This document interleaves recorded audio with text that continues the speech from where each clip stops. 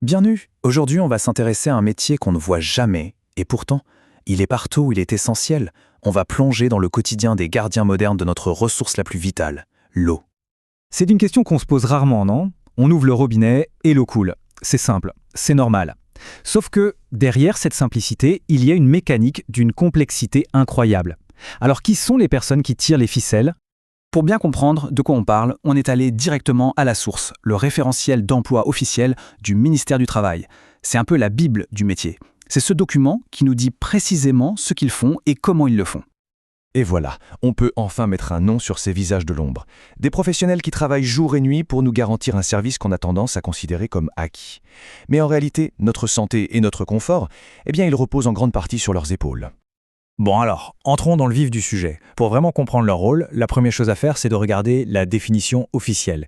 Qui sont-ils concrètement?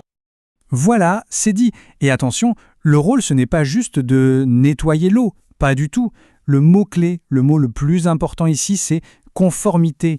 Ces techniciens, ce sont eux les garants. Ils s'assurent que l'eau respecte des normes sanitaires et environnementales qui sont, croyez-moi, extraordinairement strictes.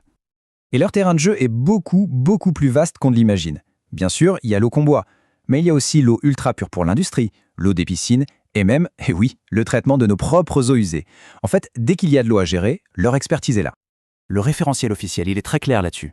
Tout leur travail s'articule autour de 3 grandes missions, 3 piliers qui englobent absolument toutes leurs responsabilités. 3 mots, simples, directs, mais tellement puissants. Analyser, conduire, maintenir. Derrière chacun de ces verbes, il y a un monde de compétences techniques. C'est vraiment la clé pour tout comprendre de leur métier. La première mission, c'est presque un travail de détective. Avant de faire quoi que ce soit, il faut comprendre. Il faut savoir précisément de quoi est composée l'eau ou les bouts à chaque instant du processus. Et là, on parle d'une rigueur absolue. On prélève un échantillon, et ça se fait pas au hasard, il y a des protocoles hyper stricts pour être sûr du résultat. Ensuite, on analyse, souvent direct sur le terrain avec des kits, ça donne des chiffres, des données brutes. Mais le plus important, le moment de vérité, c'est l'interprétation. C'est là que l'expertise humaine va transformer un simple chiffre en une décision d'action. Ok, une fois l'enquête terminée, on passe à l'action. Et ça, c'est la deuxième grande mission, la conduite des installations. Là, le technicien devient un vrai chef d'orchestre. Il pilote des systèmes super complexes pour arriver à une eau parfaitement traitée. Concrètement, ça veut dire quoi? Ça veut dire ajuster les dosages de produits chimiques au milligramme près, régler les débits, surveiller des processus biologiques vivants. C'est un vrai jeu d'équilibriste en permanence. L'objectif, c'est d'avoir une qualité irréprochable, mais sans jamais gaspiller la ressource. On arrive à la 3e et dernière mission, celle du gardien. Parce qu'une usine de traitement d'eau, ça ne s'arrête jamais. Jamais. Et pour que tout tourne 24 heures sur 24, la maintenance, c'est juste la clé de voûte de tout le système. Et cette mission-là, elle montre à quel point le métier a changé. On ne se contente plus de réparer quand ça casse, non. Aujourd'hui, il faut anticiper les pannes en analysant les données. Il faut faire de l'entretien préventif. Il faut même aller traquer la moindre fuite sur des kilomètres de canalisation. C'est ça qui garantit un service sans aucune interruption. Ce métier a beau être ancien dans son but, il est en pleine révolution technologique. Alors voyons un peu comment les outils, et donc les compétences nécessaires, ont complètement changé la donne. C'est une vraie bascule. Avant, le cœur du métier, c'était l'analyse en blouse blanche dans le labo. Aujourd'hui, le technicien passe beaucoup plus de temps à faire de la maintenance prédictive, guidée par des données qui arrivent en temps réel. En clair, moins de microscopes et plus de tablettes. Forcément, cette évolution, elle demande de toutes nouvelles compétences. Savoir se servir des outils numériques, c'est devenu aussi important que de connaître la chimie de l'eau.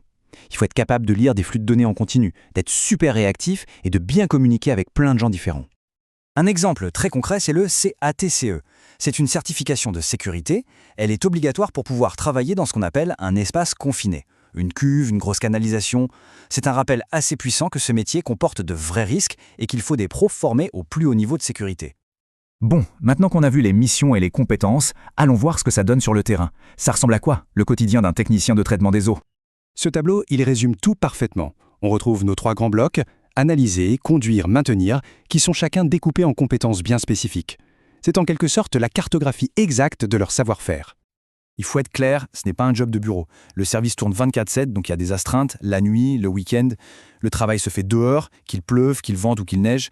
Et la sécurité, c'est une obsession permanente face aux risques chimiques, biologiques ou même physiques, comme une simple glissade. Finalement, tout ça nous amène à la question essentielle. Pourquoi est-ce que ce rôle est si important? C'est quoi l'impact réel de ces techniciens sur notre société? Leur rôle est tellement central que ça se traduit aussi en belles opportunités de carrière. Ce titre professionnel, il ouvre la porte à plein de postes spécialisés. Dans l'eau potable, dans l'assainissement, la gestion des réseaux, c'est vraiment un secteur d'avenir qui ne cesse de recruter. Mais au-delà des carrières, ce qu'il faut retenir, c'est ça. C'est grâce à leur travail acharné qu'on n'a quasiment jamais à se poser la question de la qualité ou de la disponibilité de l'eau. Alors, la vraie question à se poser, elle est là. Dans un monde où cette ressource devient un trésor, qu'est-ce qu'on ferait si on n'avait plus ces gardiens de l'ombre ?